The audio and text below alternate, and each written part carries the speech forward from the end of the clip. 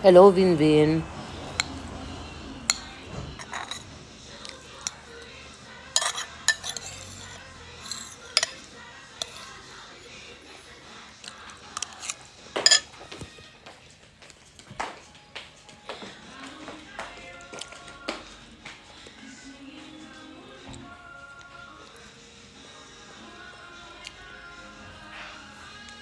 Hello, hello, hello.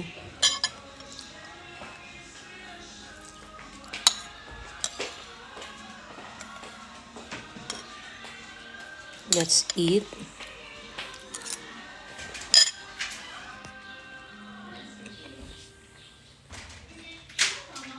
Hello, Frau.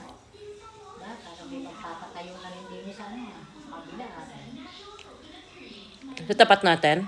Sa tapat nitong katabi? Mm. Mm. Hi, Georgie De Hoya Martiles. Hello, hello. Uy, ano pala, i-congratulate nyo ako. Meron na pala akong 3 subscriber. Ang galing! Meron akong 3 subscriber dito sa TikTok. Makapaggawa ng maraming TikTok pa. Sulit naman yung ano nila.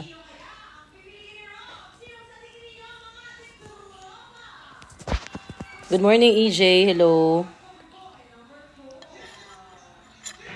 Grabe yung no? Grabe yung mga spin doctor nila dun sa Kabagan Santa Maria Bridge.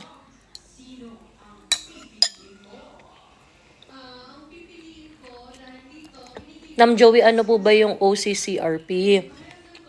Ano siya? It is an international organization na nagme-measure supposedly ng mga crime index, ganyan-ganyan. Corruption index, ganon. Ngayon, ang problema kasi dyan sa OCCRP, funded yan by the US. Funded by NEA, by National Endowment for Democracy at saka ng USAID. Alam naman natin kung paano magtrabaho ang USAID at saka ang NED, di ba? NED is the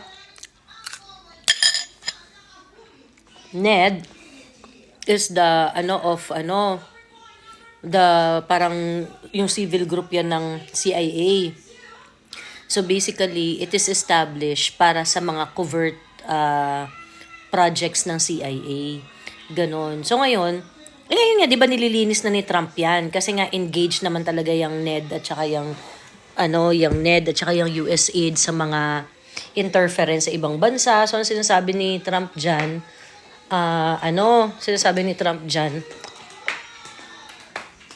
itigil nyo na yung USAID na yan dahil panay corruption lang ang ginagawa nyo dyan. Ngayon, bakit ito corruption? Kasi nga, ang ginagawa nila, they try to meddle with the affairs of other countries na hindi naman nila dapat ginagawa in the first place. Ayun. Hello, Bong Tugay. Hello. I'm a fan sa inyo. Salamat po. Hi, Kibin! Kain. Oo, kumain nga ako. Nag-breakfast ako. Breakfast ako sa nanay ko. Sabi ko sa nanay ko, nay, gulay na lang kainin natin araw-araw.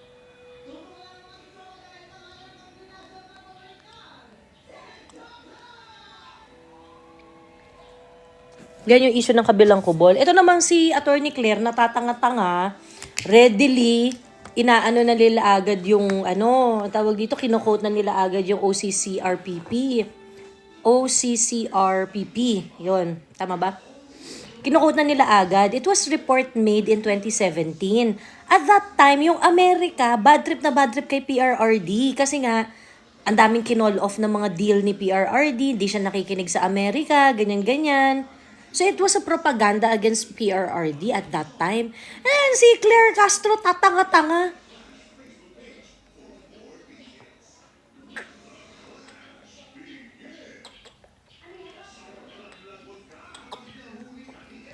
Walang alam sa politika.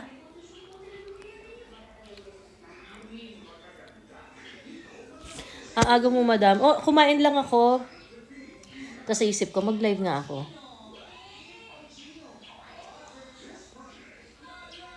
What can you expect funded ng NED at CIA? Sabi ni Para sa Bayan. Bakit nakatago yung ano mo? Yung mga comment mo. Correct, yun. So ngayon, tapos sasabihin mo, yan yung source mo ng balita, Claire Castro. Tanga ka? Ang tanga eh.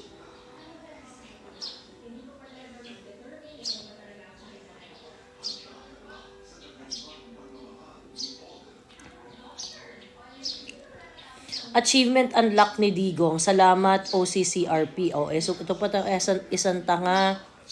What is OCCRP? What is OCCRP? Sinong nagbabayad dyan? Sino nagbabayad dyan? Saan nakukuha ng OCCRP ang funding nila? Rajin. Bilis. Para hindi ka tatanga-tanga. Ma'am tara, roll. Friday na. Oh, sabi asintado. Oo nga eh. As in, gusto ko na nga.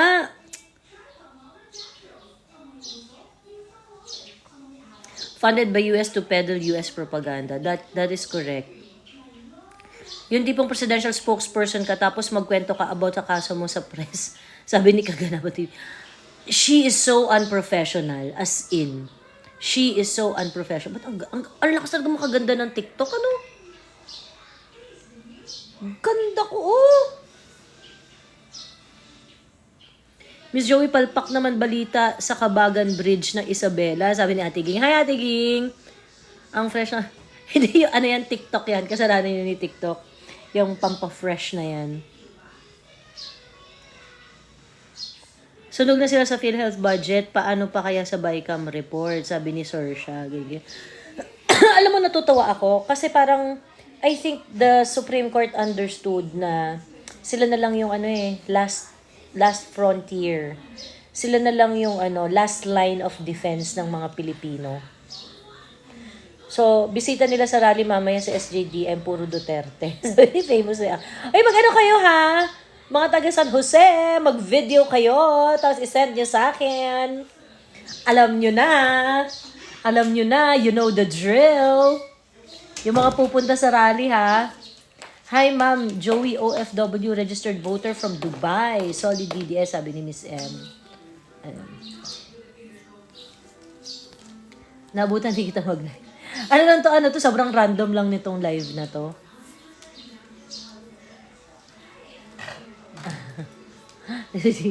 Hindi pa yan nag-aayos, ang ganda na. Di katulad ng Franz Castro at di pa papabulok na. Oo nga eh. Alam mo, naisip ko, sabi ko, putya, kailangan ko na ng maayos na picture kasi nalalagay na ako sa balita. Na mother. Camera na, akala mo hindi nalilid. Hindi, maganda kasi ako sa TikTok. Oh, tingnan nyo, oh. Tingnan nyo. Oh. Nakikita nyo? Kaya nga, di lalo mo nagpaganda ka. Malakas kasi makaganda yung TikTok. Hello, Ma'am Joey. Lagi ako nakikinig sa live stream mo habang nasa work here in Toronto. Sabi ni Dacomi. Oo nga, pasensya na minsan pag di ako nakaka-live stream, ha? Madami akong utang sa inyo. I will really try to, after lang nito ma-file yung mga dapat ma-file. Ito yung sa Supreme Court. After na matapos itong mga to, I'll try to improve my live stream para hindi mo nakakahiya sa inyo. Para hindi mo nakakahiya sa inyo. Ay, hindi mo nakakahiya sa 3 kong subscribers sa TikTok. O, di ba? Taray. May nagawa pala si Digong na bridge palpak pa, sabi ni Regine. Regine, may nagawang bridge si PRRD. Okay? Na dapat, ginawa ni Pinoy, hindi niya ginawa. Pagkatapos, ito si BBM, dapat, ang trabaho niya is to maintain it. I look at my page, my Facebook page, I posted there na si BBM, binadgetan niya ang retrofitting and strengthening work ng tulay na yan noong 2023 national budget, 274 million pesos. Pagkatapos, another 111 million pesos. 100, for 2024. So, 390 million pesos ang inilaan dyan sa bridge na yan for retrofitting and strengthening. Regine, wag kang tanga. Wag kang tanga. Sabi ni Mok, ano pong work nyo? Bakit po? Bakit nyo po kayo gustong alamin? Hi, it's gotta be Dayan. Good morning, madam. Nagpapakala na naman sila ng fake news about sa bridge. Correct. At talagang ano sila ha, sabay-sabay sila. Yung mga BBM content creators, sabay-sabay sila. Turo talaga kay PRRD. I mean, if the Presidential Communications Office is sincere in fighting fake information, they should start there. Bridge na gawa ni PRRD, proven po sa Pasig at Makati, more connecting bridge kay PRRD. Correct! Si PRRD nakakapagpagawa ng bridge. Putang ina, si BBM, i-maintain na lang ni BBM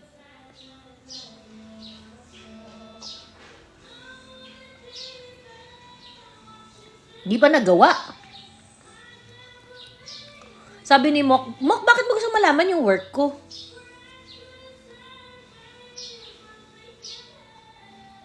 Nakikinig sa inyo, Ma'am Joey, habang gumagawa ng financial report. Good luck po sa financial report. Tofu dreg na yung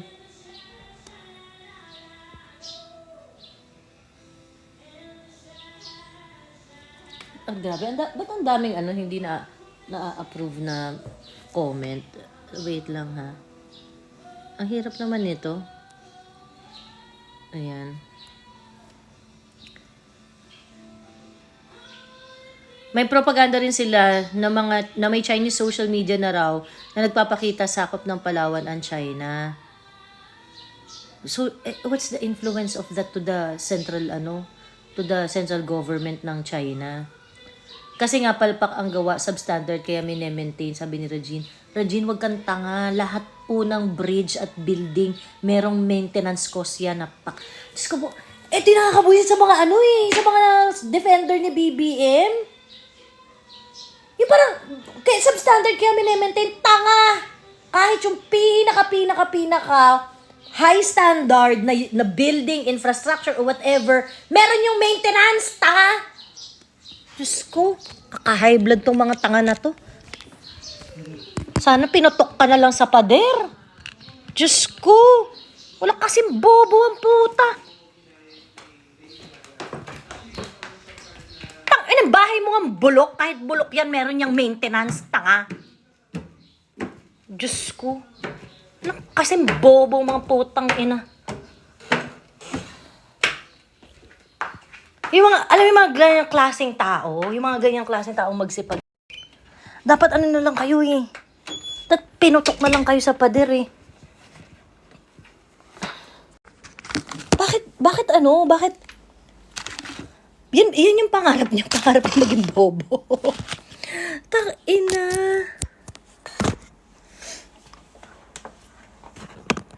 Yan talaga yung pangarap. Diyos ko.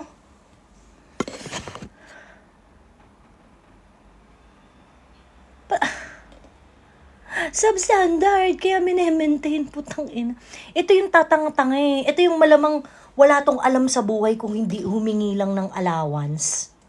Ganon. Mukhang hindi pa rin to nagtrabaho eh. Yung mga ganyang klaseng hirit.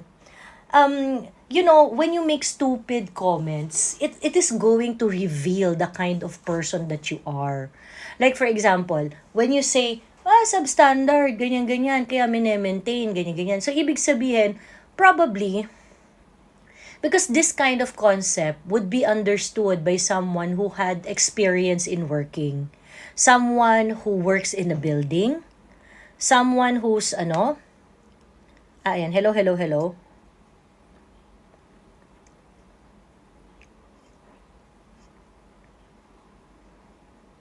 Yan, nire-report na ako.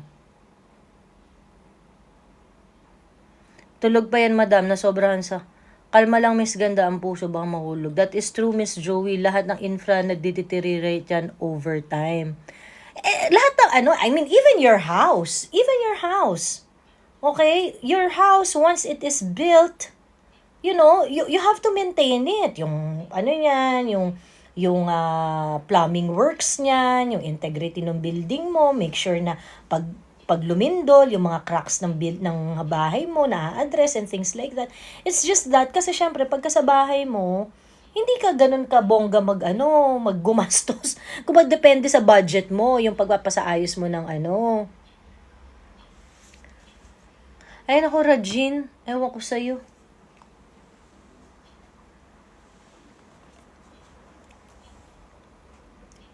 Masyadong tanga, Rajin. Raijin. Bablock na lang kita kasi nire-report mo ako eh.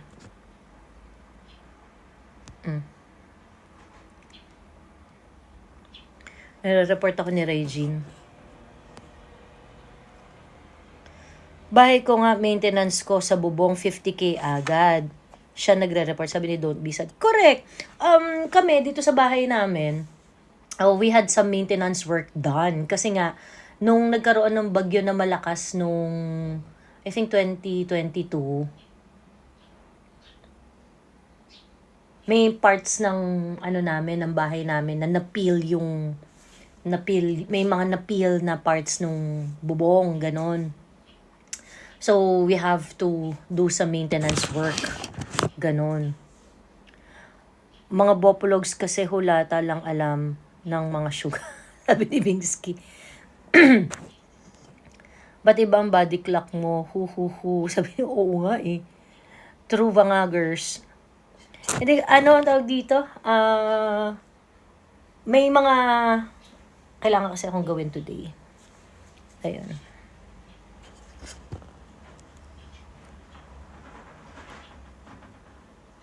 Miss Joey, magkano kaya ginastos ng Congress nung nag-bycam sila sa Manila Hotel? Manila Hotel ba? Manila Hotel sila nag-meeting nun?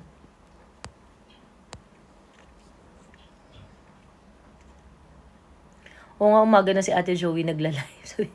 Hindi, busy lang talaga. Ayan, busy lang talaga. Ayan. O, papakita ko sa inyo, ha? Teka lang. Ano ko lang. Ano ko lang. At yung mga balahura, at yung mga, I will start suing people. I'm going to start, I will start suing people. I'm going to start, siya ang gamit na gamit, sabi ni Hulijing. Ginusto niya yan eh. Ayun. Naglalag ba? Naglalag? Lag? I'm always watching your live, Miss Joey. I salute your bravery po. Lag, Miss. Po. Lag, Miss.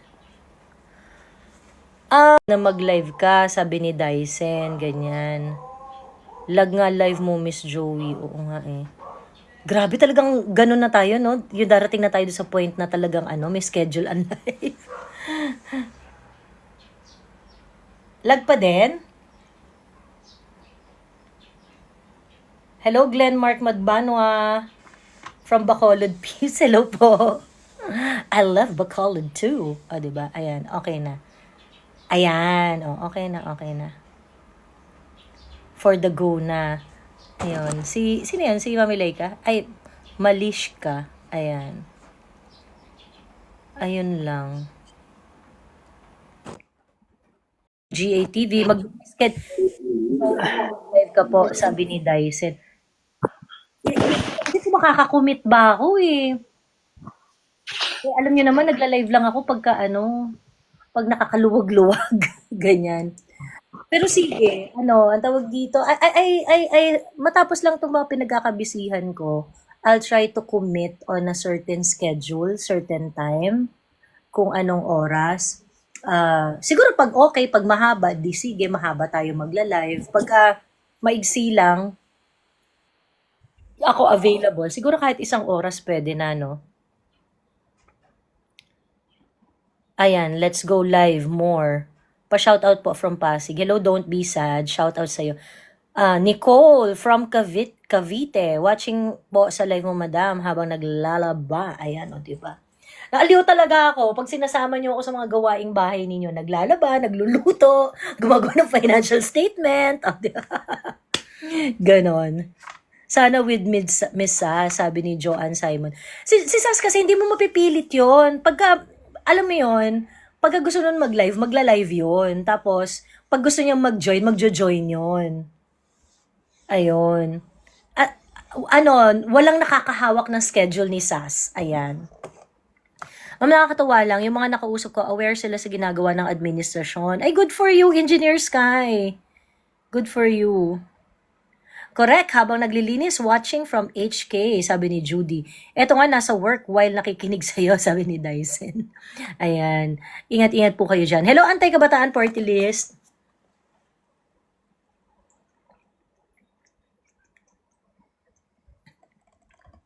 Habang tumatay, sabi ni Padsy. Okay din. Ako, ginagawa ko yan. Pagka meron akong pinakikinggan ng mga, yung mga audio-audio, yan. Sinasabay ko sa Ligo, sa Jebs, ganyan. Si Joey, anong party list na napupusuan mo iboto? I really want Greco Bellica to be in Congress. I really want him to be there. Gusto ko yan si Greco Bellica, sa totoo lang. I really want him to be in Congress. Pagkatapos, of course, Epanaw party list. Si ano yan? Si Attorney Marlon Bosantog at yung second nominee, si Doc Lorraine Badoy. Ayan. Pagkatapos, ano nga yun? Epanaw, Bisaya, Gyud. Yun yung top 2 ko. Ganon. But there are also some other Duterte endorsed party list. Duterte Youth Party List, mananalo yan, sigurado. Ang taas nila sa ang taas nila sa survey. So, Duterte Youth Party List, PPP, Pwersa ng Pilipinong Pandagat yata yon, PPP. Ano yan, ang tawag dito, Duterte endorsed, yung ano na yan, yung party list na yan. Tapos PPWD kay Comwing, kay Combing, kay Attorney Bing Guanzon. I really want Attorney Bing Guanzon to be in Congress too. Kasi while hindi siya Duterte aligned, makita mo kasi siya talagang nakikita niya rin talaga yung solusyon. Kasi 'di ba yan si Combing, si Attorney Guanzon. Ano yan, ang tawag dito, yellow naman talaga yan, talaga namang yellow siya through and through, ganon. Pero hindi siya unreasonable. Yes, reasonable ang pagiging kakampik niya. Correct. Alam mo yung, kung ano yung reasonable sa kanya, si Attorney Guanzon, ayaw niya sa EJK.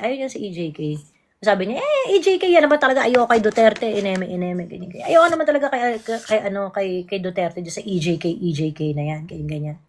Of course tayo, mga Duterte, hindi masyadong big deal sa atin yon, yung EJK na pinagdadadrama nito mga pink na to, ganyan. Okay. Ng kotse, wait. Layas na kayo.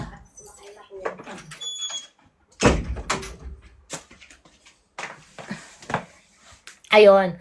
So ngayon, tayo, syempre, hindi masyadong big deal sa atin yung EJK na yan. Kumbaga parang, mas marami pa ibang mga bagay na, na dapat pagtuunan ng pansin, ganyan, and things like that. And, yung mga ginawa ni PRRD, sulit na sulit when it comes to safety and security ng community ang pag-uusapan, ganyan. Pero dito tayo nagkikita-kita. Yung mga DDS, ang sasabihin, anong EJK? Sino yung mga pinatay? Meron ba kayong listahan? ganyan. If you want, you go to the court, you sue PRRD, kasuhan nyo na si PRRD tungkol dyan sa EJK na yan. So, dapat masettle na siya once and for all. 'Di ba? Si Attorney Guanzon, anong sabi niya? Na-seal mo na gusto ko, te, Joey, sa party list. Sabi ni CML. Ayan. Sabi ni ni Combing, and I heard her say this in several occasions. Sabi niya ganun. Yung EJK na yan, dapat kasi kasuhan na nila ng diretso si PRRD eh. Sabi gano'n, yan si Digong, sabi gano'n ni Comweng. Dapat kasuhan na nila ng direkta. Ganon. So, ibig ko sabihin, nakikita rin ni Attorney Guanzon na ang solusyon para matapos ang usapan tungkol kay PRRD dyan sa EJK na yan. So that you can settle it, we can settle it for sure with certainty is for him to be sued before the proper authorities. So, hindi tayo agree sa dalawang bagay, pero dahil reasonable tayo parehas, yung solusyon ni Attorney Bing at yung solusyon natin parehas. 'Di ba? Iba nga lang yung sa atin para, di kung gusto niyo kasuhan niyo, wala namang bumibigil sa inyo, ganyan. Ngayon, si Attorney Guanzon, ang gusto niya, yes, kasuhan si PRRD, kasuhan ng mga biktima ng mga EJK sa proper court. 'Di ba? Ayun. So, reasonable siya. Hindi siya, lang talaga yung parang mascot lang rin talaga minsan si Attorney Guanzon, yung bardagolera, mahilig mang asar, ganyan-ganyan. Pero reasonable siya. Hindi siya crazy. Ganon. Crazy lang talaga mang asar. Alakas siya yung pinakamalakas mang asar ng 2022 sa lahat ng pink di ba? Ayun. So, yun lang. Anti-kabataan party list, hello? Inaway siya ng mga kakamping sa ate kasi kinocall out niya si Bam. Sabi ni... Hello, Ate Joby. Yes, hello. Ito, bakit nila Ate Joy, sinisisi nila yung tulay kay Tatay Digong, pero sino ba natapos sa tulay na yan? PRRD. Natapos yung tulay na yan, panahon ni PRRD. Yan tulay na yan is actually a project initiated by Pinoy. So ngayon, di ba si PRRD, pagdating dun sa time niya, lahat ng mga tulay na nasimulan, lahat ng infrastructure na nasimulan, tinuloy niya. Okay. So, inopen yan, I think 2017 or 2017 or 2018, yung tulay na yan. So, na-open na, ginagamit na, ganyan-ganyan. Pero may mga limitations kasi nga, yung tulay, as far as I know, is hindi siya talaga designed para sa mga malalaking truck. Hindi talaga siya ma-design for heavy equipment. Ngayon, panahon ni BBM, they also know that kind of challenge. Marami kasing problema dito I think isa sa mga problema dito yung local government unit. Kasi yung local government unit, sila ang nagsusupervise ng mga projects na ito. So, ang isa sa mga major na mali ng local government dito is inallow nila na gamitin yung tulay para sa mga heavy vehicle, sa mga trucks. So, basically, yun yung nagpahina dun sa tulay na yon. Okay. So, the national government gave them a bridge. The bridge was built. The bridge was given to them. Kaso, yung utilization ng local government was not responsive doon sa design. Hindi siya responsive doon sa design. Ngayon, na weekend, ganyan. And then, for 2023 and 2024, nagkaroon siya ng budget na 390 million pesos. Supposedly, ang purpose ng pagbibigay ng budget na 390 million pesos ay para maging available na yung tulay for all type of vehicles. Wala nang limitation. Wala nang limitation. Kaso nga lang, anong nangyari? Saan nila nilagay yung Saan nila nilagay yung 390 million pesos? Yun yung tanong. Meaning, binusa ba nila or ano? Saan ang palagay mo? Ano? Sa palagay mo ba, Ate Joy, binusa ba nila yung pera? Parang ganun ba ang ginawa nila? Tanong, nasaan? Ang purpose is for the bridge to be retrofitted and strengthened. Kung bumagsak siya, di ibig sabihin, hindi ginastos for retrofitting and strengthening yung pera. Oh, so sino sisihin dito? Si Bongbong Marcos ang sisihin dyan kasi siya yung ano eh.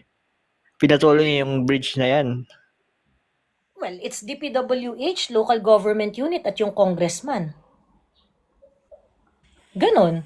It's also under BBM administration. So siya dapat yung nagtatanong doon sa mga concerned na tao dyan sa project na yan. Ayun. Anyway, ayan. Anything else, Antay-Kabataan Party List? Naman. Okay. Ayun. Okay, hello, Alex Love. Hello, Ate Joey. Good morning po. Magandang tanghali. Yes, good morning. Saglit. Nanay ng suset. May laman yung ano mo? Yung, oo. Oo. Ayan, hello. Ate, Hello, good morning.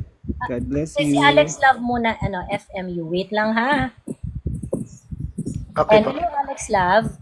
Yes po, Ate Joey. Given po na ongoing na po ang oral argument sa SC, it's a fact that majority of the magistrate of SC were Duterte appointed po during his time. So do you think it will be favorable on the Duterte side or they will still be impartial to the decision po?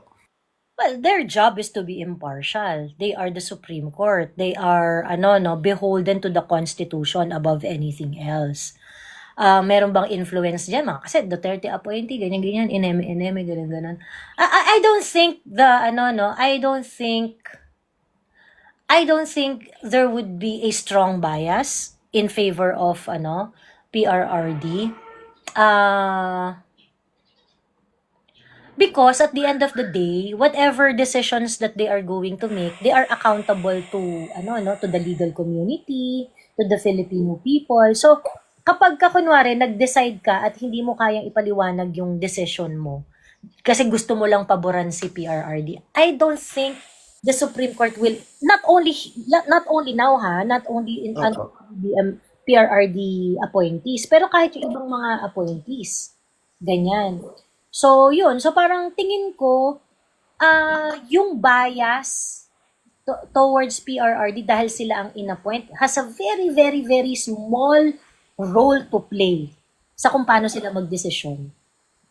I agree, Ate Joey. At sa isang banda po kasi, siguro ay Horizons, hello. nakikita Yes, na rin po nila yung mga irregularities but they're just waiting for the people to file a formal complaint because they cannot, naman po, di ba?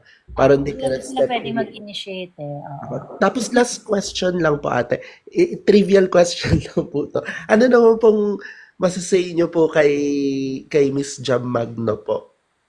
Sige. Is she still, Mag-hi na ako sa mami ko ha. Hello, Mami Tel. Hello. Ayan, siya si Gohan. Ang cute na chow-chow. Ayan.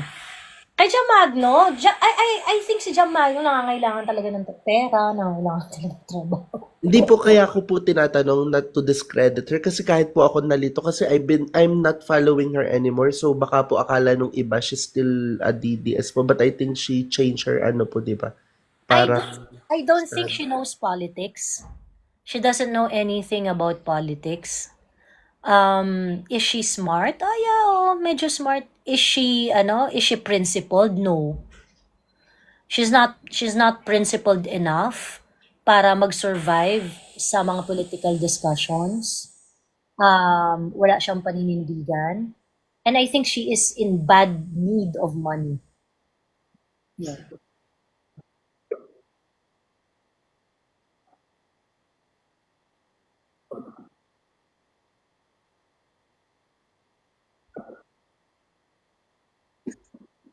Oo, with Chickels, hindi na yan Actually, gusto niya mag-penetrate dati sa circle ni Inday sa Davao.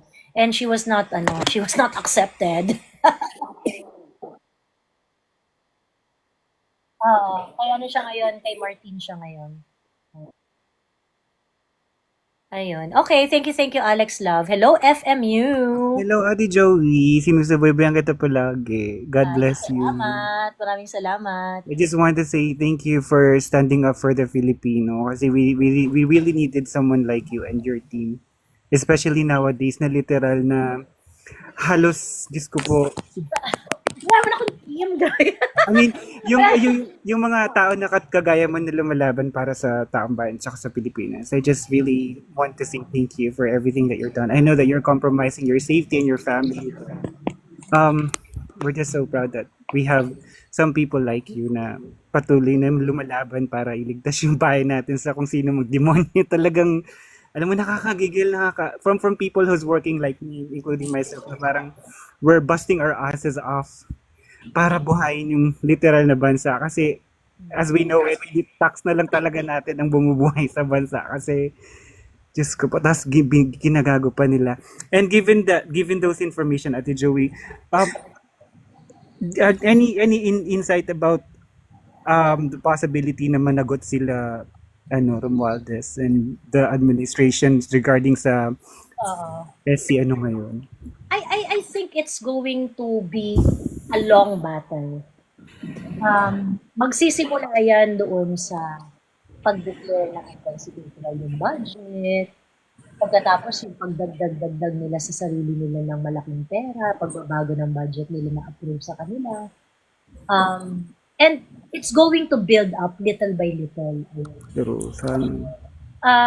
So, unless talagang magkaroon ng, like for example, ma-pursue yun sa Okada, ganyan, yung mga ganon. Pero tingin ko magpa-pile up yan eh. And I am just so happy. Yung yung mga nagsasabi na, na-appreciate ko naman yung mga kind words ninyo, tsaka yung mga nagpi-PNP. Ko talaga, na-appreciate ko talaga yun. Yung love and support. But always remember na nalagay kasi kami doon sa sitwasyon na kailangan namin ipaglaban yung sarili namin. Oo, dapat. I'm pretty sure if someone else are put in the same position, in one way or another, ano rin yun, kumbaga parang may mga gagawa rin ng mga ginawa namin. It's just that, siguro nalagay ako doon sa ganong posisyon, and ako kasi yung klase ng tao na hindi talaga ako tatanggap ng ganon. I'm not going to take it down. So that is why I did it. Ginagawa ko ba yun para i-save ang bayan ng Pilipino or mga things like, wala akong hero complex, okay? Wala akong hero complex. I am not doing it because I want to save the Philippines, ganyan. But what I just want to show is that if a simple person like me can do it, yes, and if all of you are doing the same, if all of us are doing the right thing, doon pa lang magkakaroon ng pag-asa ang Pilipinas. Pero kung pare, yung parang ipaglaban mo kami, ganyan. Hindi ko po kayo kayang ipaglaban lahat. I mean, hindi naman. It's just that it takes a very strong and courageous and has a patriotic mindset of a Filipino like you. And we just really appreciate you for having that courage. Parang, thank you. Somehow, meron kaming representative for all the Filipinos na, I mean, you may not intentionally do it, but that's actually what's happening. Kasi, I mean, your main concern is the welfare of everyone and every Filipino and our nation itself. Diba? Parang, I just want to thank you. And I really hope and pray na whoever is doing all the evil deeds na nangyari sa bansa natin yan, ay managutin sila as soon as possible. Kasi, to be honest, a lot of people are suffering talaga nowadays. Hindi lang talaga siya visible sa mainstream media or kaya kahit dito sa TikTok. But, we need to inspire each other sa totoo lang. We really need to inspire each other. Kagaya nung Colonel Grijaldo started it, di ba? yeah. Yung Defiance. Colonel Grijaldo started it. So ngayon, dahil si Colonel Grijaldo nanindigan, di ba? Maninindigan ako doon sa sinabi ko. Kinausap niyo ako, gusto niyo akong, meron kayong gustong palabasin sa statement ko, ganyan. Exactly. And he's not taking it back. He is not taking it back. So ngayon, Colonel Grijaldo started it. And he inspired a lot of people na lumaban. Diba? Na lumaban. So ngayon, dahil ganun yung ginawa ni Colonel Grijaldo, later on, ayan, may nag-question na ng budget. Diba? Ang ungab, si Atty. O pagkatapos, lumaban din ang mga vloggers. Lumaban din ang mga lawyers from Davao. Ngayon, iba-iba na. Nagpupunta na sila sa Supreme Court. May mga nag-question din sa ng budget ng PhilHealth, ganyan. You know, it- it's really going to inspire each and every one of us if merong talagang nagsa-stand up. Yes. So, And all of it has to when the stop. challenge comes to you, Mhm. 'di ba? Kung kunwari dumating na sa inyo kasi depende nga yan unang-una kasi yan 'di ba? Nauna kasi si Colonel Grijaldo kaya tawag dito, nagkaroon siya ng opportunity para tayuan niya yung prinsipyo niya. Mhm. Kaya pag yung pagkakataon na kayo naman ay kailangan yung tumayo para sa prinsipyo ninyo, Tama. ano ang magiging decision ninyo, 'di ba? Oo naman. May tanong po ako, ma'am. Thank you, Kung Ate. may, sino Teka kayong lang, may... Tito Marisa, wait lang po. FMU, tapos ka na? Meron ka Okay pa na po ako. Thank you. I just wish you well, good health, and safety for you and your family, and to all the people who's fighting for us. The evil deeds that they're doing. FMU. Thank Maraming you. salamat. Ayan. Okay. Yes po, Tita Mars. Sana po, no, just in case na manalo man si Sara or tatakbo man siya sa 2028, sana yung may maglakas loob na yung, alam niyo yung mga congress po na bago sila papasok sa politics, kailangan ihalad nila yung mga, yung mga yaman nila, yung mga salin nila. Kasi kagaya dito sa Singapore po, nagtatrabaho po kasi ako sa Singapore. Bago sila papasok sa politics po, chine-check talaga yung properties nila. Kung, halimbawa, bago sila pumasok sa politics, may 1 million sila. Pag after ng termino nila, kung umingkris ng kaunti man, sa sahod nila yun, hindi nila ninakaw yung yaman nila. Sana may ganun sana sa ating Pilipinas, no, para Wala kasi, there's no law that compels them to divulge yung kanilang mga na-divulge yung kanilang mga yaman. ganon. Although, kailangan nilang mag-fill up ng salin, ganyan, kailangan nilang maganda nga na dapat, lalo na kung kunwari, dati ka ng gobernador, tumatakbo ka sa pagka-gobernador, dapat maging part siya ng requirement na, dapat ma-explain nyo ng maayos kung bakit nagbago yung assets ninyo, ganun. Tama po. Kasi nakawan talaga sa Congress talaga eh. Tsaka yung mga local, grabe talaga. Lalo na sa mga Negros Oriental po, Negros Oriental po, ang daming mahihirap, pati yung mga yung mga sa pensioner ng mga mahihirap, binabawasan nila yung sa DSWD, yung mga programa nila, yung 5,000, hindi nila makuha, tsaka pipiliin pa nila. Tapos, tinry ko sinabihan ko yung partner ko, itry mo nga ko yung mga OFW pwedeng makakuha. Hindi ma'am, hindi pwede. Hindi kayo pwede kasi syempre, ang alam nila, kumikita kayo dyan. So, hindi kayo Kaya nga. Pero yung ibang mga mahihirap talaga, binabawasan talaga nila, pero wala lang talagang lakas loob yung mga mahihirap talaga na mag-complain. Grabe talaga, talamak talaga, ang gurapyo talaga po. Ay, ganun nga nangyayari.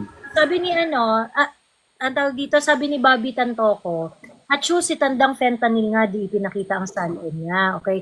Bobby Tantoko, wala namang, sa totoo lang okay, sa akin walang problema na i-demand natin yung salin ni PRRD na ilabas. But if we're going to do that, dapat lahat. Lahat, tama po.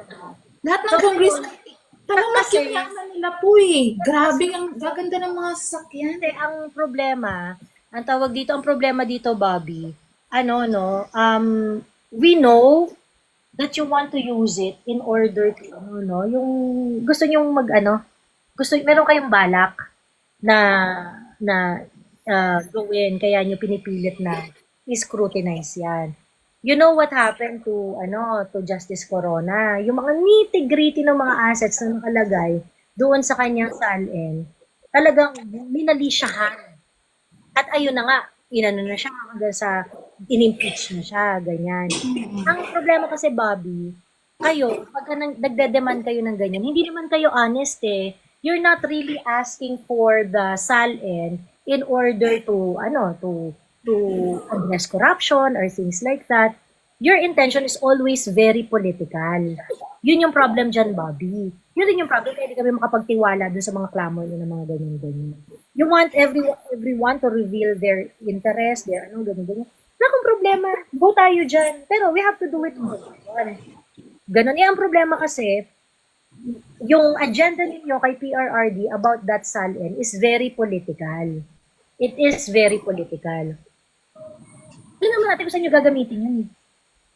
Diba? So, may maglakas loob na silipin yung mga nila, asset nila po, mga congressman, bago sila pumasok sa politics. Kasi after ng termino lang, biglang yayaman.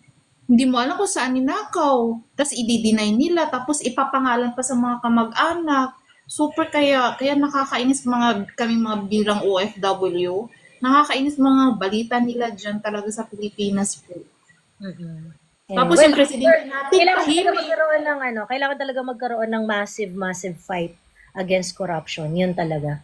Kaya nga po, sana nga manalo si Sara kasi kung siya, talagang sana Hindi nga. yan, Mars, parang that's too far away. Parang, for me, I do not want to dwell on conversation that is too far away from now. Ma'am, Joey. Anyway, meron ka pang gustong sabihin, Mars, para makapunta na tayo sa susunod na. Wala na po. Salamat. Okay, thank you, Mars. Ayan. Hello, Jegulo. Hello, Jeg. Ma'am, may tanong ako. Go. Hello, ma'am. May tanong ako. Ma'am, sabi ni Ted Filon, ma'am, kasi sabi niya, gusto niya yung mga senador, gusto niya yung sweldo ng mga senador is minimum wage. Ikaw po, agree ka ba doon or hindi? Posible naman yun. Di ba? Imposible Ano naman nga? yun. Anong gustong ma-achieve Ano lahat? gawing minimum wage sweldo ng mga senador? You are going to leave to these people crafting of national policies, tapos hindi mo babayaran ng tama. Sabi niya kasi, Yan, medyo kasi lang si... yun, hindi, I don't think seryoso siya doon. I think meron siyang pinupunto doon na iba, and it's just like, yung parang, ano lang yun, yung kumbaga parang, alam yan ni Ted Filon na imposibleng mangyari yun. Hi, the free thinker. Hello. Ayun. So, hindi yun, hindi yung totoong comment, hindi yung totoong hirit. It's really a comment out of exasperation, frustration, ganon. So, ganun Kasi lang. nga yun. parang ayaw niya sa admin, ma'am.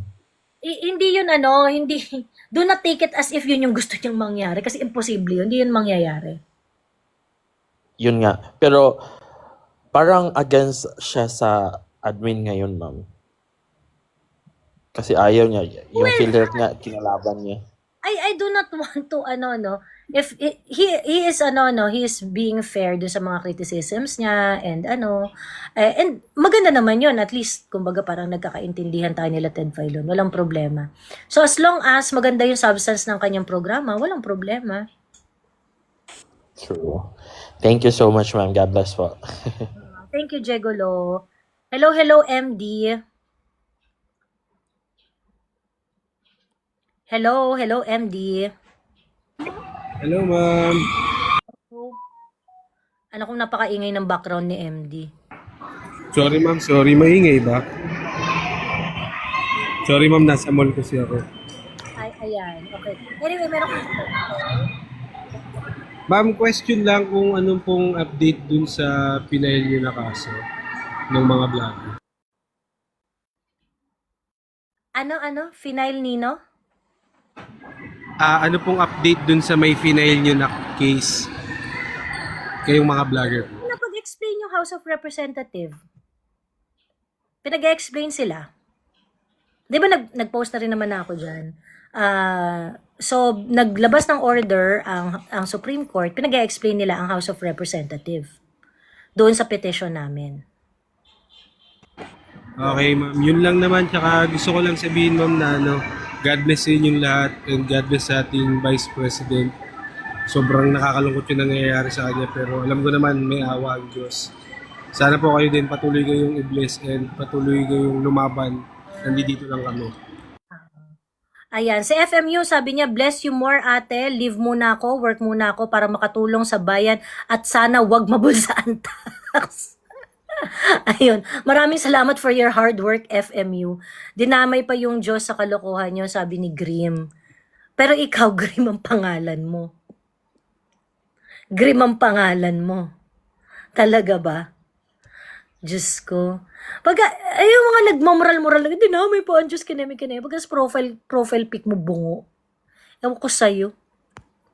Tigil-tigilan mo kami. From Davao City, maulan dito na, sabi ni Maria Nelma. Ay, ingat-ingat po. Ayan. Okay. Well, anyway, ayun na nga. So, ang tawag dito? Quick live lang to talaga. Ayan, mag-e-end live na ako.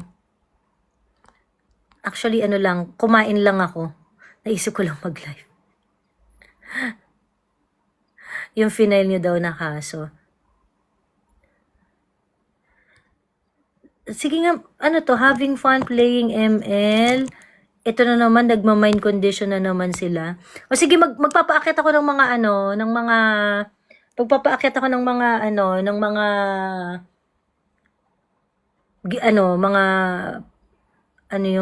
mga galunggong dyan. I hope everything will be settled after election. Sana majority DDS umupo sa Congress para ma-impeach, sabi ni MJRLMR. Alam mo, sa totoo lang, MJ, huwag kang mag-expect that the election is going to bring forth massive changes. Ayun, hindi yan yung parang, pag nasa election nito, okay na, ganun. Hindi. Yun yung actually maling ugali ng mga Pilipino eh. Yung akala ninyo, yung usaping politika, natatapos lang after ng election. Ayun. Sabi ni Laurent Dump, Joey De Vivre, isa kang kakahihiyan sa pamilya mo. O Laurent, akyat ka naman para malaman natin kung ikaw ba ang pride ng pamilya mo. Bilis. Laurent Dump. Lauren. Asan yan? Bilis, akyat ka. Magpapaakyat ako ng mga sinumpang galunggong. Bilis, akyat ka. Magpapaakyat ako ng mga sinumpang galunggong. Ayan.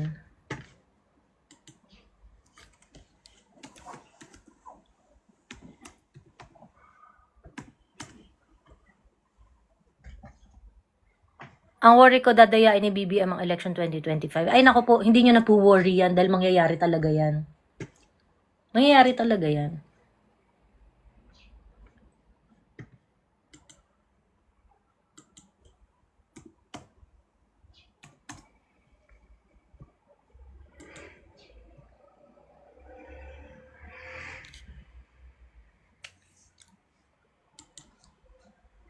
Si Laurent, gumagamit ng photo na hindi naman niya photo.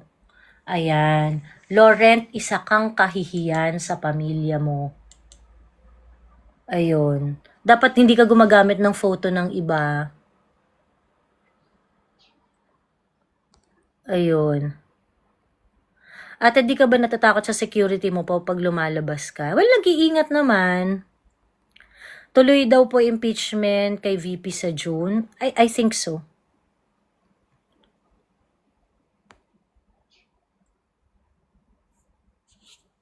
Dayain talaga ang halala. National budget nga ang ginagaga nila. Halalan pa kaya. Ayun. Kung sakali manalo si Sara, paano kaya gagantihan yung mga Crocs? I think maganda ginagawa ni Trump eh. 'Di ba si Trump talagang grabe yung massive campaign niya against corruption? Ayun, dapat meron tayong ganun. Magkaroon tayo ng ganun. Kaya sa yung mga gusto namin makulong si Martin Romualdez ganyan. Tingin ko naman mangyayari yan eh. It's just that it's not gonna happen like instantly. Ganon.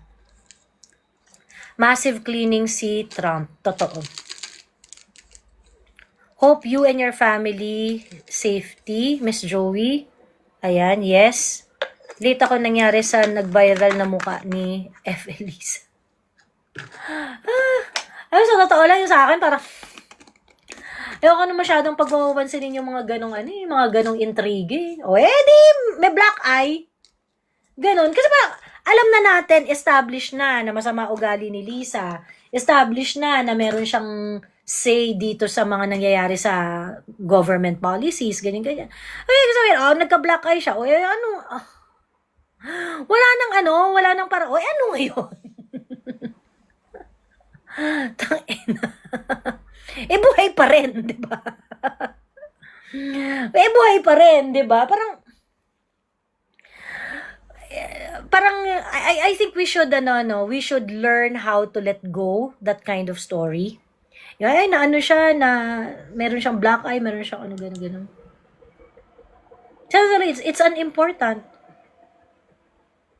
It's unimportant.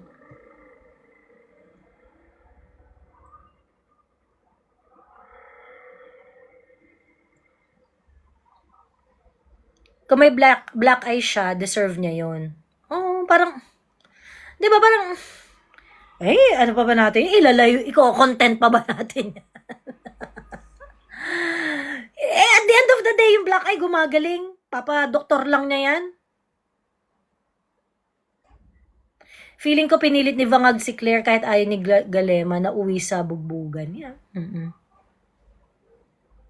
Ba't kasi buhay ba? Sabi ni Mimi. So, so parang sa akin, parang it's not, it's not really, it's not important. Kasi, established na masama ugali ni Lisa, established na nangingialam siya, established na so, ngayon. Ayun, kung na magalop mukha niya, meron bang damage doon sa mukha? May damage ba dun sa mukha? Diba? Parang, di okay.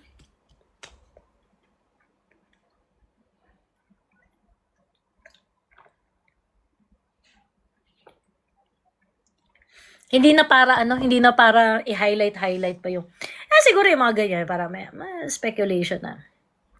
Malamang nagsapakan na naman to sila ni Bongbong, ganyan. Well, it doesn't really affect the issue, the national issues. At the end of the day, she's still alive, makakapangailan pa rin siya, makaka-epal pa rin siya, makokontrol pa rin yung asawa niya, 'di ba? Kahit naman nagbubugan sila, kahit ba magkaroon siya ng tahi sa leeg, 'di ba? She's still alive. So that means apektado pa rin tayo sa mga gagawin nila in the future. Mabalian siya, matanggalan siya ng ngipin or whatsoever. Ano ngayon? Buhay pa rin makikialam pa rin yan Kahit wala pa siya black eye, may damage na mukha niya. Kaya nga, nagpakamatay yung isang PSG. Hindi worth it pag-usapan yung black eye niya. Di ba? Parang, ano ngayon?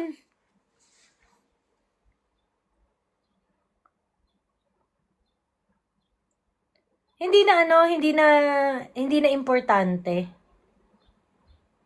Ayun. Siya, sige na tayo mag-ayos na ng today is the last day of February.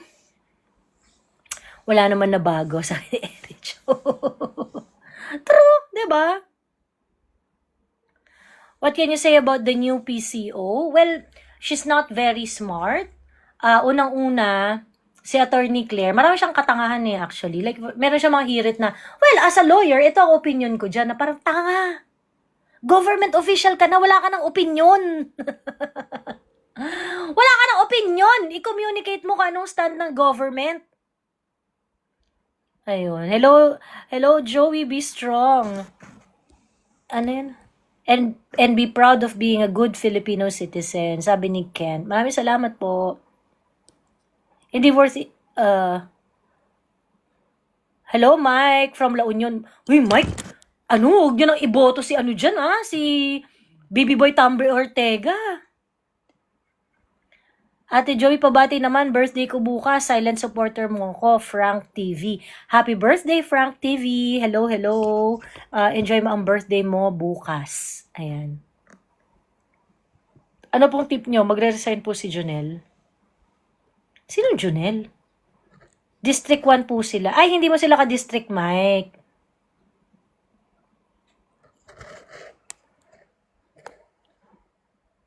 Ay, I love the tapang. Always watching you, Ensa. Salamat po. Bias yung legal opinion niya. Not very sharp, sa totoo lang. Ayun. Si Fiona established na galing mismo sa kanya nag-hire ng, sabi ni John,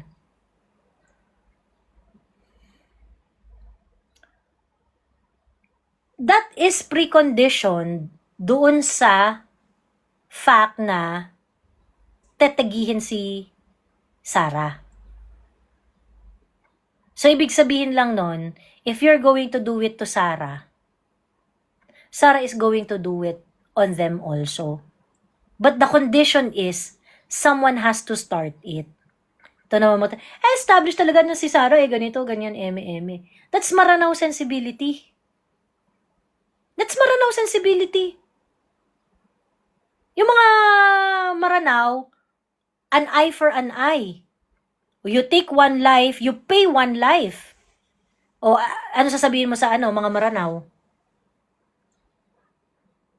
Ano sasabihin mo sa mga Maranao? Established na mga Maranao, kinemirut, ganyan. Ganun ba yon?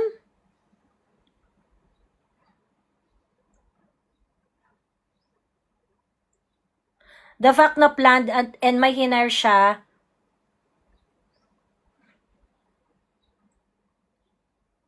anong part dun yung hindi mo maintindihan that can only happen if she got killed? John 8:3401 scene. Anong hindi mo magets that can only happen if she got killed? Anong hindi mo maintindihan doon sa Maranao sensibility na yon? It is actually a very Maranao thing to do. Inday is a Maranao. If a life was taken, you pay for one life. Actually, sa kanila nga, pagka may ginahasa, pagbabayaran ng rapist eh.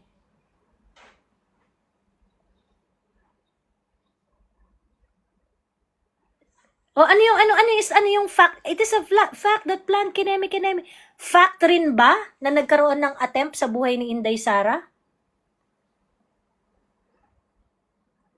Can you accept that fact also, John?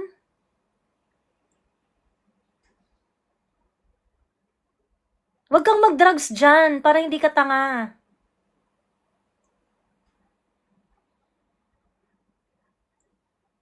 Yes, I can accept that fact. Oh, you can accept that fact na si Inday Sara ilang beses na nagkaroon ng assassination attempt.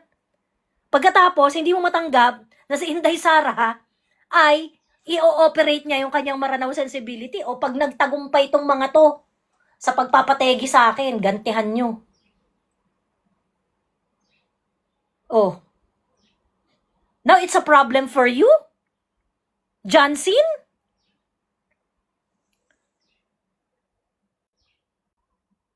Biglang naging problemado?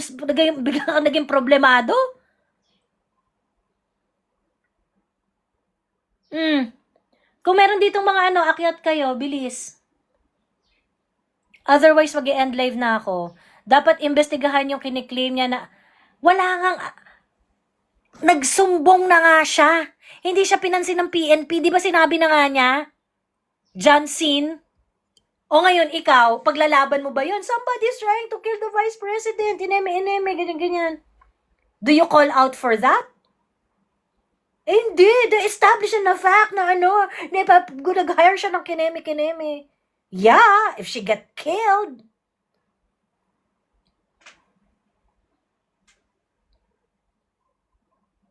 Madam yung Narvasa na defense lawyer ni VP. Anak ba yun ng dating Chief Justice Narvasa din? Sabi ni James. I don't know, pero feeling ko. James.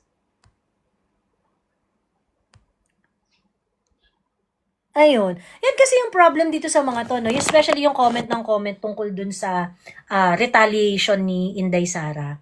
Si Trump actually said the same thing. Si Trump, sabi niya, if I get killed by, ano yung parang, by, sino nga yung magpapaano sa kanya? The retaliation is going to be very, very bad. Sabi niya ganun. Kasi kung meron magpapategi sa akin, the retaliation is going to be very, very bad. Tapos sinabi niya na nagbilin na ako, ganito ang gagawin, ganyan-ganyan, eme-eme. Oh. Anong problema dyan? Would you like Trump to be investigated also? As if that makes it better.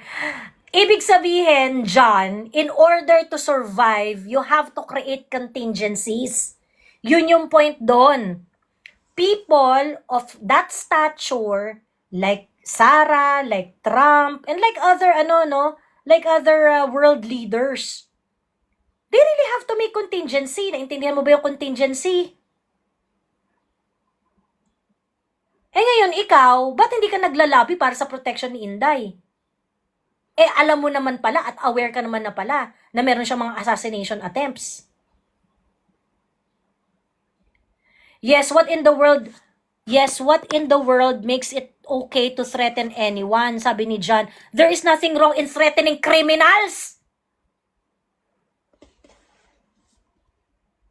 Eh, tanga ka pala dyan eh. May papatay sa'yo, gusto mo tanggapin mo lang, ay huwag mo i-threaten yung papatay sa'yo. Kaibiganin mo. Pakainin mo, pameriendahin mo. Diyos ko. There is nothing wrong in threatening criminals. Proof na merong criminals, mga tanga pala kayo eh. Kaya nga you do not want them to be criminal. It is a deterrent.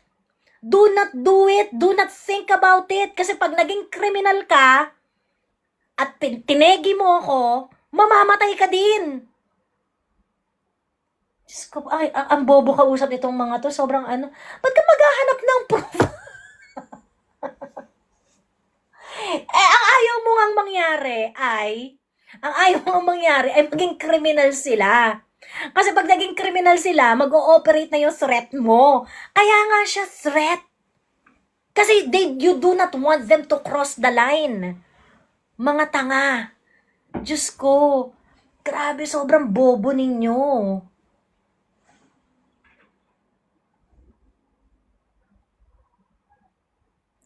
Yung drama ni Sarah sa assassination attempt, kahit drama pa yan, need investigahan. Oh. Eh bakit ang pinoproblema mo? Yung fact na gumawa ng deterrence si Inday, na gumawa ng contingency si Inday. Bakit yun yung problema mo, Jansin? Yun yung una mong problema eh. Kasi a reasonable person will start from the claim that Inday Sara had assassination attempts. Kung gusto nyong i-dismantle yung argument ni Inday Sara na pinairal niya yung kanyang yung kanyang Maranao sensibilities, ito ang gagawin ng isang normal na tao. Ang sasabihin ng isang normal na tao ay, okay, meron ba talagang assassination attempt si Inday? Let's establish it. PNP, lumapit daw sa inyo si Inday. Pinansin nyo ba? Bongbong, lumapit daw sa inyo si pinansin nyo ba? Okay. If the answer is yes, then, yung contingency ni Inday is reasonable. Because a reasonable person is definitely going to protect herself. Okay? Yun ang reasonableng tao. Gagawa ka ng contingency para protektahan ang sarili mo. O ngayon, if the answer is no, if the answer is, hindi naman pala totoo na nagkaroon ng assassination attempt kay Inday, then, at that point, malicious na yung deterrence ni Inday. Kasi, wala naman palang attempt sa'yo eh. Wala naman palang danger sa'yo eh. So, ibig sabihin, itong pagsabi mo nitong deterrence mo, walang ano yan. Walang basihan yan. Ganon mag-isip ang reasonableng tao. Doon ka magsisimula sa claim ni Inday. Ngayon, bakit ayaw nyo i-verify yung claim ni Inday na siya ay tetegihin, na siya ay ilang beses nang nagkaroon ng assassination attempt?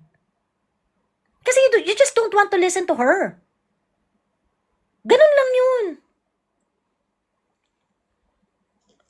Ganun lang yun. Hindi ko sinasabi maka-BBM ka or maka-ano ka, John C. Ang sinasabi ko, unreasonable ka.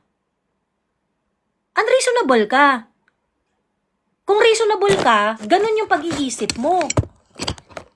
Ganun yung ano mo, yung methodical kang mag-isip. You start with a claim na merong assassination attempt. If yes, ito ang mangyayari dyan. If no, ito ang mangyayari dyan. Pero hindi eh. It is a fact na nag-hire na si Inday, ganyan. You already cherry pick, start pa lang nung ano mo, argumento mo. So ngayon, what does that mean? O di ibig sabihin, meron kang pinapanigan. Unreasonable ka eh. Either meron kang pinapanigan or tanga ka lang talaga. Ganun. Ayun. Ganun lang yun. Kasi kung wala ka talagang ano, no, yung ganun yun. Kung wala ka talagang pinapanigan, ganun yung magiging ano mo, ganun yung magiging line of thinking mo, ganun yung magiging pagbaklas mo, nung pag-deconstruct mo nung mga nangyayari. Pero hindi, nag-start ka by cherry picking. Na established na nag-hire si Inday. 'Di ba?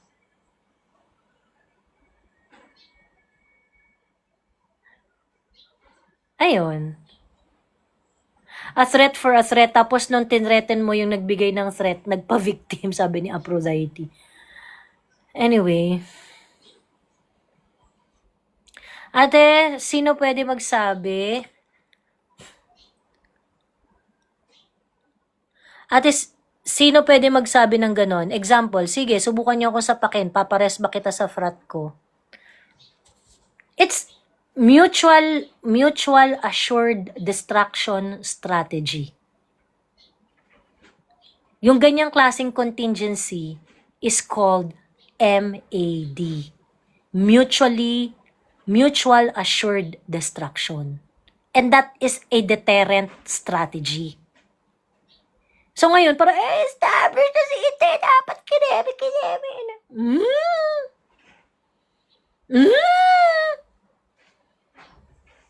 Diyos me! Ngayon, kung kunwari ako si BBM, nagsalita ng ganun si Inday, alam mo kung anong gagawin ko para magmukhang tanga si Inday? Alam mo kung anong gagawin ko para magmukhang tanga si Inday? Oh, Inday, yung lahat ng security mo, ibabalik ko. Handpick mo kung sino yung gusto mong maging part ng Vice Presidential Security. I don't want anything to happen to you. Ngayon, pag may nangyari dyan, ay, kasalanan mo na yan. I did everything to ensure your security.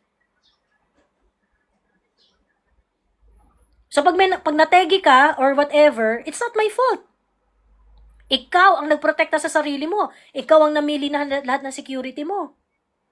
Kung ako si BBM at gusto kong mukhang tanga si Inday, yun yung gagawin ko. But no, you forgot na si Bongbong, in-strip niya si Inday sa kanyang dinisolve niya ang Vice Presidential Security Group.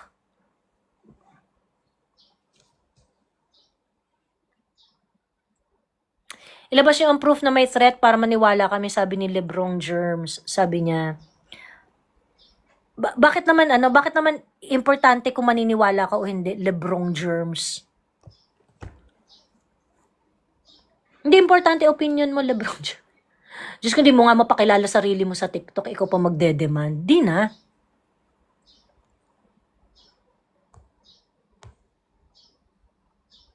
Mga DDSB proud, tayo lang ang punan.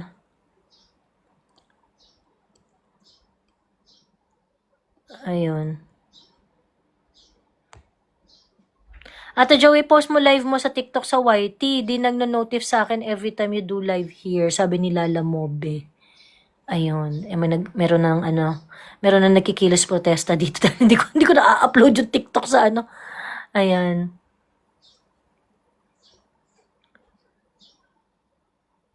Lahat ng government officials ay may threat automatically, sabi ni Asungot Shop. I don't think so. Hindi yun. Hindi yun automatic. Hindi yun automatic. you may face certain danger. May hazard talaga pagka government official ka. Pero siguro yun, no, yung hazard is automatic. Pero yung threat, it's not automatic, of course. Hindi yun ganun.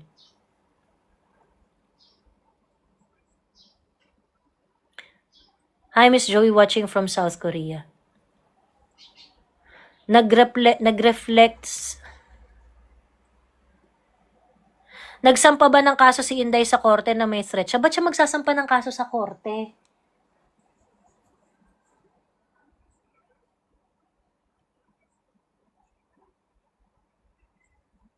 Bakit niya kailangan, bakit yun ang, ano mo? Bakit yun? Mapoprotektahan ba ng korte ang security ni Inday? My God. May threat sa buhay mo pagkatapos ang solusyon mo, kaso?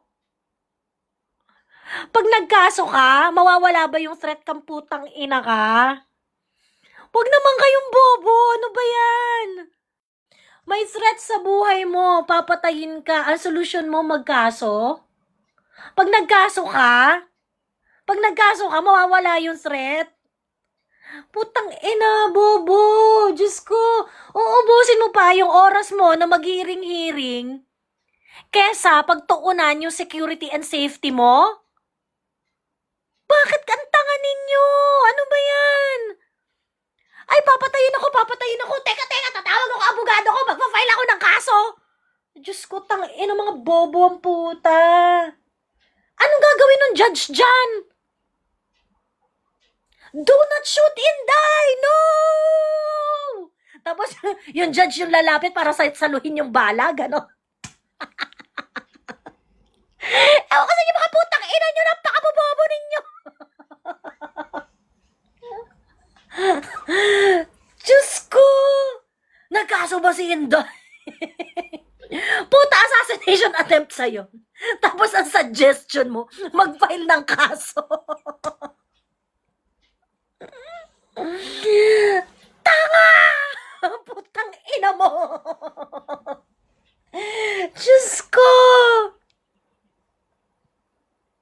Pag may papatay sa'yo, ang una mong iisipin, paano mo sagipin yung buhay mo? Kasi by the time na alam mo na kung sino yung nagpapapatay sa'yo, baka patay ka na rin. Wala ka ng time magkaso, tanga. Diyos ko! Yan yung problema eh. Mga laban na laban sa mga usapang pampolitika pero tatanga-tanga. Ano ina-expect mo yung judge yung, do not kill Inday Sara!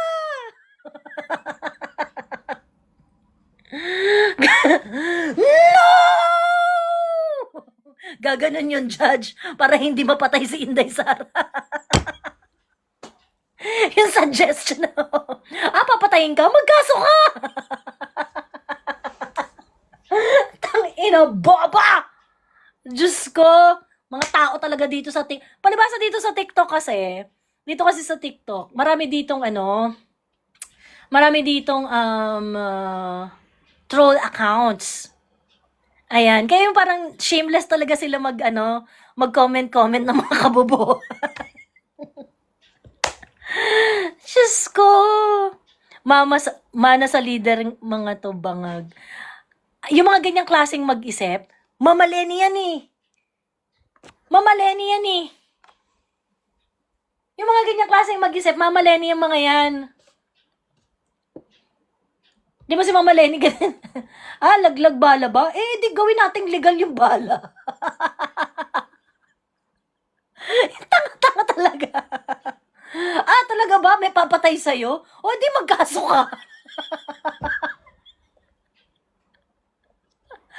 Tangina, you made my day.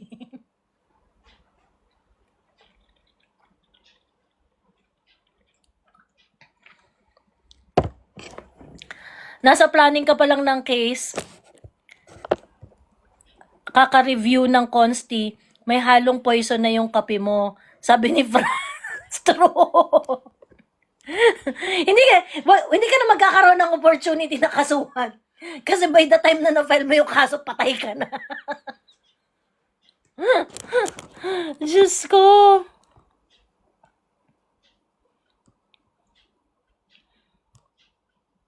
Oy, may balita aketch, sabi ni Tep Veloso. Ano ang balita mo? Just ko na, alala ko na naman ang kagagahan ng nanay Lenny nila. Sabi ni John Mark Ronolo. Yun nga yung mga ganyang klaseng isip, Lenny sensibilities yan eh. Ganyan mag-isip si Lenny. Kaya ayaw kay Lenny talaga eh, tanga-tanga rin eh. Kasi tinuturuan niya ng katangahan yung mga followers niya, lalo na yung mga bata. If they idolize Lenny, they come up with same bullshit. Diba? Tingin ko talaga pupusta ako yung nagsabi nun. Nagkaso na ba si, about this assassin? Dapat nagkaso siya. Yung mga ganyan. Kakampink yan, pink yan.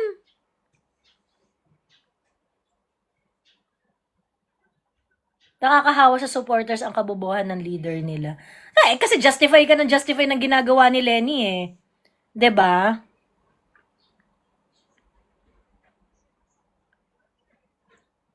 Ubo daw ng paloo. Sabi niya puro mga idealistic kasi. Yung mga hindi naman kasi talaga nila alam yung ano. Teka, meron pala akong isang favorite na content creator. Gusto ko siya. Yung trans na lawyer. Trans siya na lawyer. Na sobrang gusto ko yung mga content niya. Ang ganda ng mga content niya, yung hino-humanize niya yung batas. Hindi ko alam bago ako mag-end live po-promote ko lang tong na to. Ilang beses ko na nakikita yung mga contents niya, tapos appreciate ko talaga. Ayan Ayan. Trans woman siya na lawyer. Ayun. Tapos, magaganda yung mga entrada niya, yung parang, meron siyang alam nyo ba na kineme. Explain ko sa'yo kung paano. Manahimik ka dyan, makinig ka lang, sasampaling kita eh. Pero pag in-explain niya ng bonggang-bongga, parang, yeah, attorney, it makes so much sense. Ayun. Ang TikTok niya, Iva Shelter. Ayan. Ilang beses ko sinare yung niya, yung mga contents niya. Marami ako nagugustuhan na contents niya. Ayun, nakakaaliw.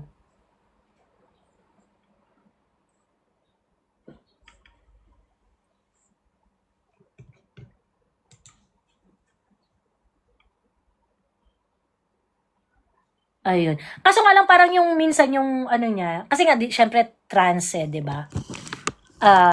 Trans nga siya. So parang yung iba, parang it's too woke for me, parang ganon. Pero lalo na pagkausaping LGBTQ kasi nga trans ganon. So talagang she's really deep into LGBTQ kineme. Sa akin wala mang problema doon, pero ang LGBTQ activism kasi it tends to be woke in certain areas, ganon. It tends to be woke in certain areas. So, yun. Pabor ka ba i-abolish ang provincial rate, sabi ni G-Spot? I think, yung mga abolition ng, ganyan. It's giving us hope na if you're going to abolish things like that, it's going to solve the problem. I don't think that is how we are going to solve the problem on better wage. Ayun. It's really more than abolishing the provincial rate. Ganon. It's really more than abolishing provincial rate. For one thing, turuan mo lahat ng mga Pilipinong maging entrepreneur. Turuan mo lahat ng Pilipinong maging entrepreneur.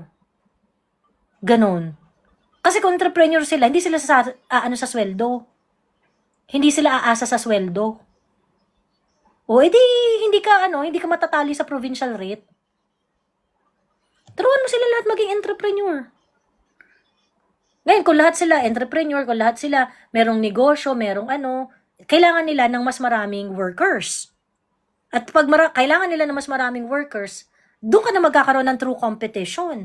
And so if the workforce is few, is lesser, o di inevitably mas tataas ang sweldo ng mga manggagawa. 'Di ba?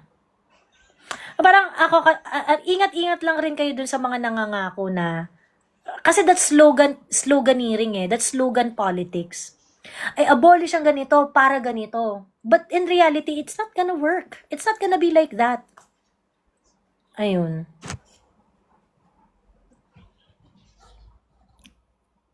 Eto, ano ba yung problema to ni Jay? Ikaw na lang mag-traffic enforcer sa Manila, sabi ni Jay. Sino ka ba, Jay? Ba't ako magta-traffic enforcer sa Manila? Ano yan? Anong kabobohan yan, Jay?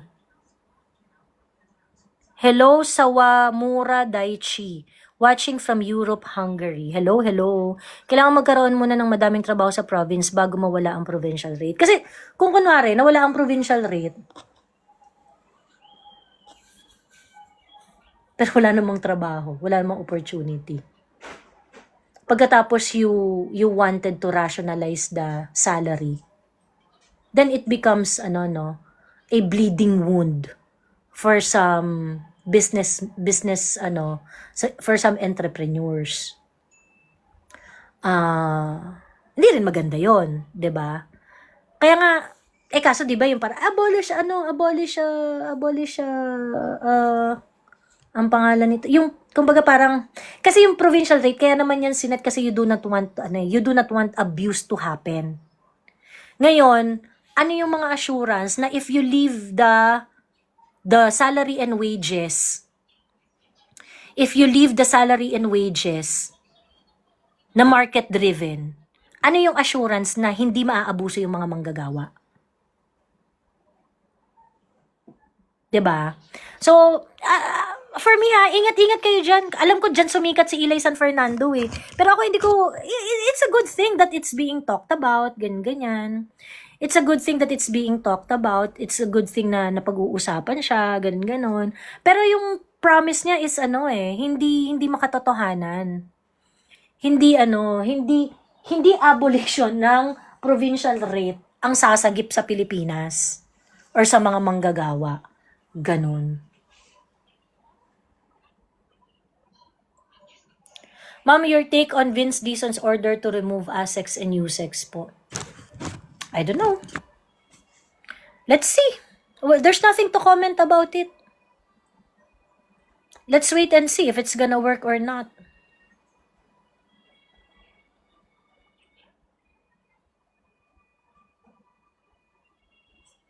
Ayun. Hindi nga masolusyonan ang traffic sa Metro Manila. Boboto niyo si Philip Salvador? Oo. Bakit? Ang problema. Ang problema. Yes, demands in the provinces are different in Metro Manila due to population din, sabi ni Brenisem. And I think ang reality kasi dyan, yung abuses,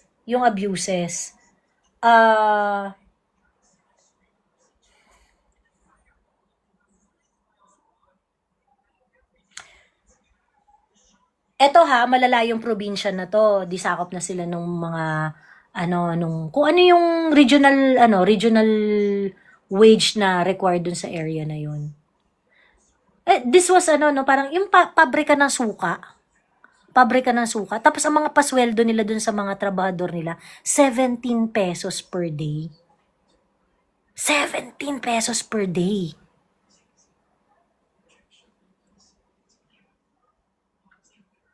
Tapos malaki sila, pabrika eh. Kumbaga parang hindi naman to small scale eh. Sobrang baba naman, sabi ni Brenisem. Ayun nga, so ngayon, kapag kunwari, tinanggal mo yung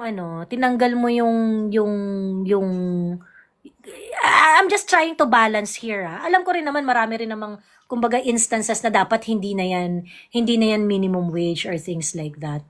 But, ano ba yung reason kung bakit may minimum wage? Kasi nga, you do not want the workers to be abused. Ganon.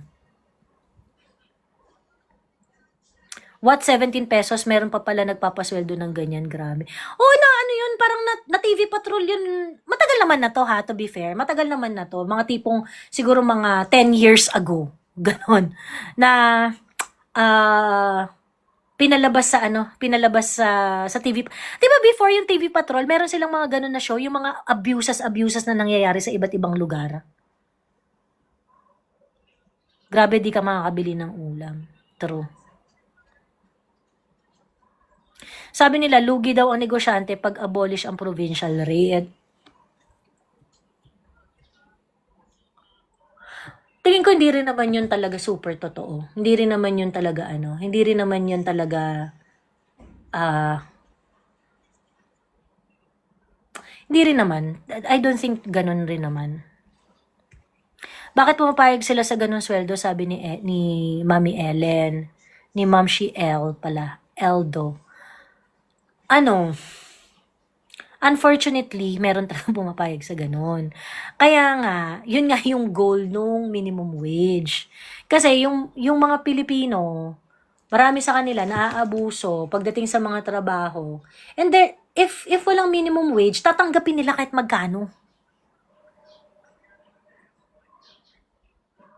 Hindi lugi, pero i-balance din ang workforce, sabi ni Devane. Oo, ayun. So, kaya sa akin, mag-ingat-ingat rin kayo. Yung mga suggestions ni Eli San Fernando. Kasi persuasive kasi si Eli eh. Ganon. Although maganda yung mga niya, kasi parang, at least sa pag-uusapan yung mga topic, yung mga ganong klaseng mga problema. Okay rin yun. It's just that, it tends to be, yung kung parang one size fits all na solution.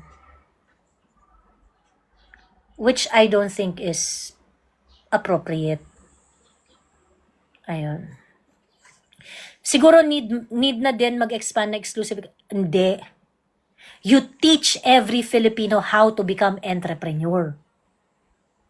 Yun yan. Alam nyo, sa Thailand, hindi problema yung mga ganyan. Hindi problema yung minimum wage, hindi problema. Why? Kasi lahat ng Thai, entrepreneur. Kapag wala silang trabaho sa opisina, wala sila sa corporate, wala sila sa mga government offices, commercial establishment, nagtitinda sila.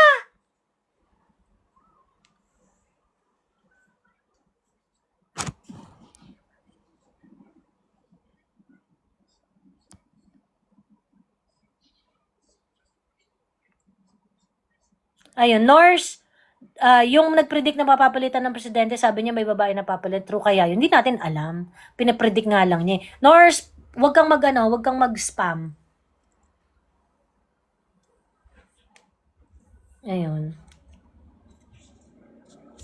Ban daw Amy Marcos sa panagbanga. Sabi, di ba parang nagpunta siya? Paano siya mababan? Nagpunta naman siya. Kasama niya same day yata na nandun si Bong Revilla. Di ba? Di sila sinusupport global brands, parang Jollibee lang medyo pumatok. Parang Vietnam lang, sabi ni BJ. Unauthorized daw float nila. Ah, talaga? Really? Saklap naman. Sa mga susunod na panagbanga. Ah, okay.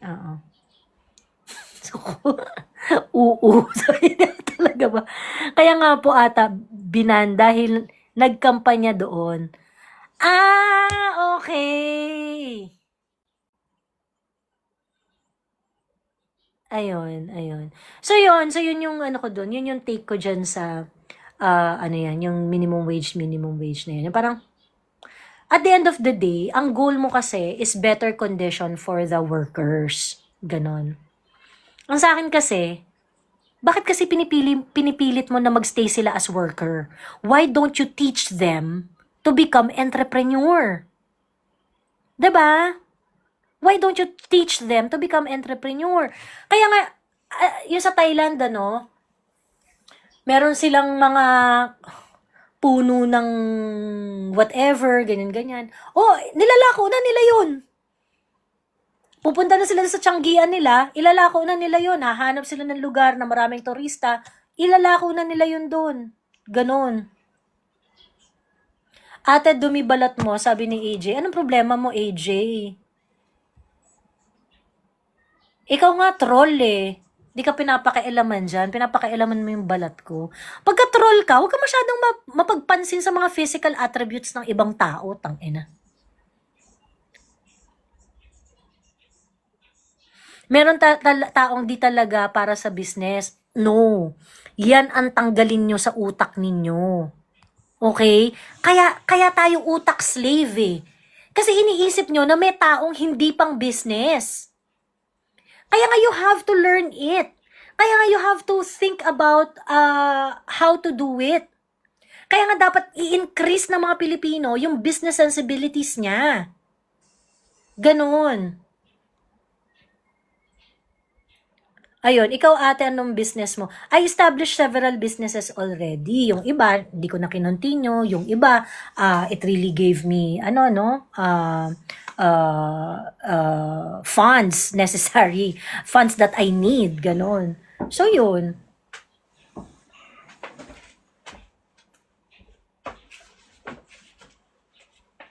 Ate, maligo ka naman, sabi ni AJ. Troll na. Black ka na. Ayun. Can you give us some specific example? Sabi ni JDex. Bakit? Bakit JDex? Sige, pagka nagpakita ka ng muka, sinabi mo sa akin yung full name mo, share ko sa'yo. Why do you want to intrude? Bakit kita bibigyan ng example? I sent an invite, magpakita ka, mukha mo, tsaka full name mo.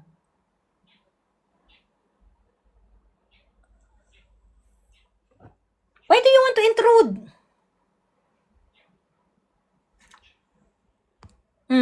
Tapos ikaw, sabi mo rin sa akin, ano exactly mo pinagagagawa mo sa buhay? Ano negosyo mo? Ano trabaho mo? Saan ka nagtatrabaho? Anong kumpanya? Bilis! Jay, I sent an invite.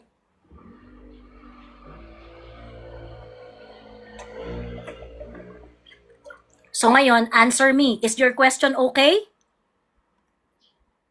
Is your question okay? Sige nga, bigyan mo nga kami ng negosyo, ng example, ng mga ano mo, eme. Sige, gagawin ko yan. Akyat ka, bigay mo sa akin full name mo, and tell me kung saan ka nagtatrabaho, saan ang opisina mo, other sources of income mo rin.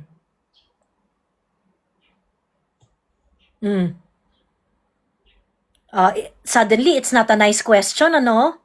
Kasi ikaw na yung tinatanong. Ma'am, legit question, unsa na balita ni Crisette? Wala, ban siya sa FB hanggang ngayon. Tapos parang hindi pa siya ready gumawa ng bagong account. Ang tawag dito? But I get in touch with her. Okay naman siya. Ayun. Actually, sobrang kulit ni Crisette in real life. Yung nai-imagine ko na personality niya, offline, di ba makulit siya magsulat, di ba? Makulit siya magsulat-sulat. Yeah, that's her. That's really her. Sobrang niyang kulit talaga sa tunay na buhay.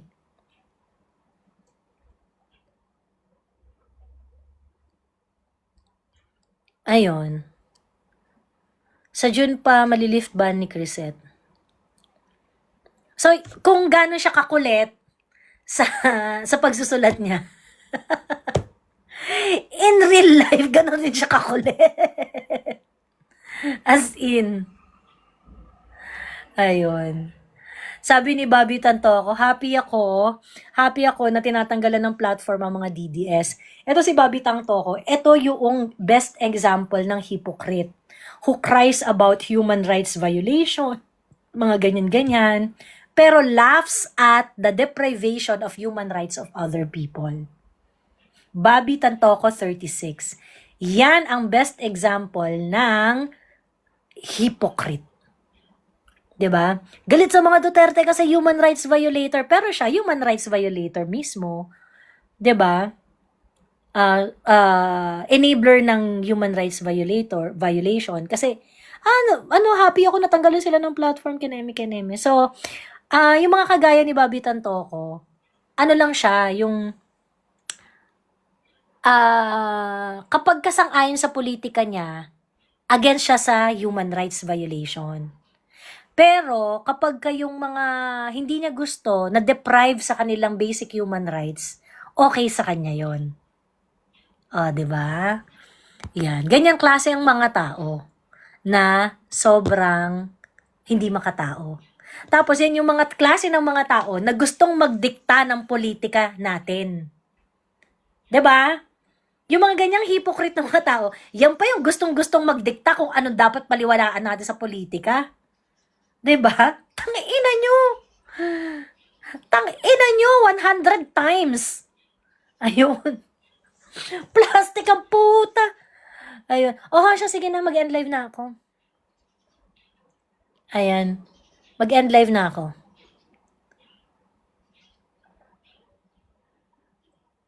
Ayun. Okay, bye-bye.